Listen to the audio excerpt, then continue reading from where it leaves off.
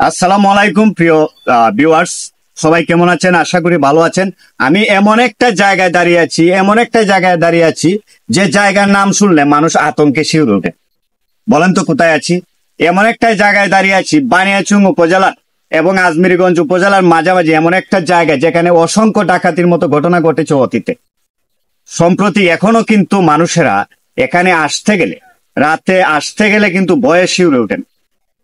সেই জায়গাটা হচ্ছে বানিয়াচং এবং আজমিরগঞ্জ উপজেলার মাঝামাঝি আঞ্জন নামক স্থান। আমি এখন বর্তমানে রয়েছি আঞ্জন, যে আঞ্জন নিয়ে অনেক গুঞ্জন রয়েছে। আসলে আপনাদেরকে এই আঞ্জন সম্পর্কে বলে আমি শেষ করতে পারবো না। জায়গাটা সুন্দর, দিনের বেলা আপনারা আসবেন, আসলে দেখবেন অসংখ্য জাম গাছ রয়েছে এখানে, পাশে একটা পুকুর রয়েছে এবং অপর প্রান্তে কিন্তু রয়েছে ফসলি জমিন। আপনারা না, ভিডিওটা নষ্ট করে লিতাস আমি যখন বলবো তখন তুমি মুভ করবা, আমি তো মুভ করবো।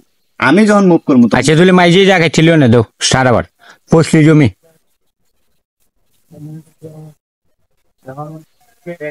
আপনারা আমার পিছনে দেখতে পাচ্ছেন যে সড়ক বয়ে গেছে। এই সড়ক কিন্তু ওই প্রান্ত থেকে কিন্তু বানিয়াচং থেকে ওই প্রান্ত কিন্তু আপনার আজমিরগঞ্জ চলে গেছে। আপনারা দেখতে পাচ্ছেন ডাকাতরা কি করতো, আমরা যতটুকু তথ্যে উঠে এসেছে এবং মুরব্বীদের মুখে আমরা শুনেছি। আমি যে জায়গাটাতে দাঁড়িয়ে আছি সেই জায়গাটাতে বসে ডাকাতরা বিভিন্ন পরামর্শ করত এবং লক্ষ্য করতো কি ধরনের যানবাহন আসে। একদল কিন্তু ওই সড়কে বসে থাকতো এবং ডাকাতরা কিন্তু এখানেই পরিকল্পনা করত। যখন দেখতো যে যাত্রীরা আসছে, গাড়ি নিয়ে আসছে, তখনই কিন্তু একটা অ্যাটাক করতো। অ্যাটাক করে অনেক সময় অনেক ডাকাতরা পালিয়ে যাওয়ার সময় এই সরু সড়কটি ব্যবহার করেছে। আপনাদেরকে আমি দেখিয়ে দিচ্ছি, এই যে এই সড়ক দিয়ে পালিয়ে যায়। আসলে আঞ্জন সম্পর্কে আপনাদেরকে আমি বলে শেষ করতে পারবো না, যেখানে শত শত মানে ডাকাতির মতো ঘটনা ঘটেছে। আসলে সেই জায়গাটা খুবই ভয়ঙ্কর, তবে দিনের বেলা আপনার জন্য ভয়ঙ্কর না। দিনের বেলা কিন্তু এই জায়গাটা আপনার জন্য হতে পারে ভ্রমণের একটি স্থান। আসলে এখানে এত একটা ঠান্ডা লাগতেছে। এখন বিকাল বেলা আমরা আসছি কয়েকজন মিলে এখানে ঘুরতে আসব।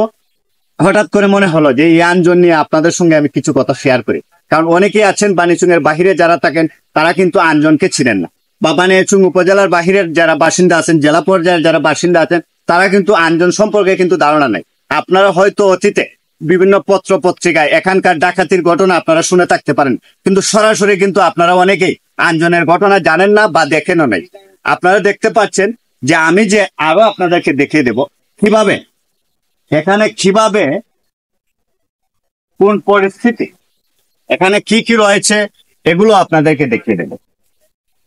অসংখ্য জাম গাছ রয়েছে এখানে, এই যে দেখতে পাচ্ছেন দুই পাশের জাম গাছ। এখানে পুকুর, এই যে দেখতে পুকুর রয়েছে, বিশাল বড় এক পুকুর। এই যে এদিক দিয়ে যানবাহন চলাচল করছে। এখানে কিন্তু মোটামুটি আপনি যখন তুলনামূলকভাবে কিন্তু এখানে খুবই ঠান্ডা জায়গা, ভ্রমণের জন্য একটা পারফেক্ট স্থান।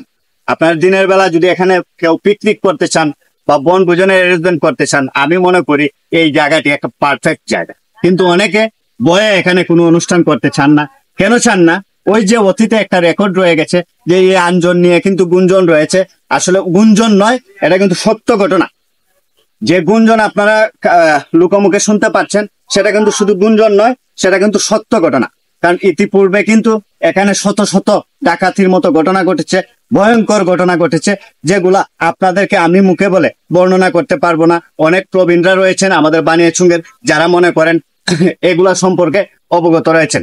আমাদের বয়সী যারা রয়েছেন তারা হয়তো অল্প আমরা জানি, তারপরও যতটুকু জেনেছি মুরব্বিয়ানদের কাছ থেকে ততটুকুই আপনাদের সামনে আমি তুলে ধরছি। আসলে আঞ্জন আপনি দিনের বেলা যদি আসেন, সেই জায়গা কিন্তু আনন্দের একটা জায়গা হতে পারে আপনার জন্য এবং ভ্রমণের জন্য একটা পারফেক্ট স্থান। আর যদি আপনি সন্ধ্যাবেলা আসেন তাহলে কিন্তু ডাকাতের সঙ্গে আপনার দেখা হয়ে যেতে পারে। কারণ এই জায়গার যেহেতু এখনো গুঞ্জন রয়েছে, দীর্ঘ বছর ধরে এখানে ডাকাতি হয় না, যদিও বা আমরা এই ধরনের কোনো খবর পাই না, কিন্তু তারপরও আপনি সন্ধ্যার বেলা কেন আসবেন? সন্ধ্যার বেলা এই জায়গাতে আসতে গেলে অবশ্যই আপনাকে সতর্কতা অবলম্বন করতে হবে। প্রিয় বন্ধুরা, আমি আজকে এই ব্লগটির মাধ্যমে আপনাদেরকে জানিয়ে দিলাম আঞ্জন সম্পর্কে প্রাথমিক একটি ধারণা আপনাদেরকে দিয়ে দিলাম। যারা দিনের বেলা আসতে চান এই আঞ্জনে এসে ঘুরে যেতে পারেন এবং ভুলেও রাতের বেলা এই আঞ্জনে আসবেন না। সবাই ভালো থাকবেন, সুস্থ থাকবেন। আল্লাহ হাফেজ।